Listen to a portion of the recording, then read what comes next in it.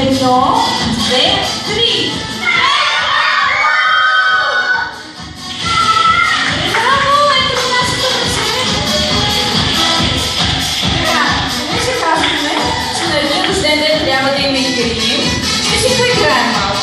Виждате ли онези големи топки? Те се казват топки и кенбори. И ние ще си поиграем малко с тях. Така. И искам първо 4 деца да дойдат при мен. 4 деца. Така, едно, две, три, 4. Добре, това е нашите участници. Така, елата да се представи. Ти как се казваш? Никол. А на колко си години, Никол? 9. А искаш ли да победиш? Да.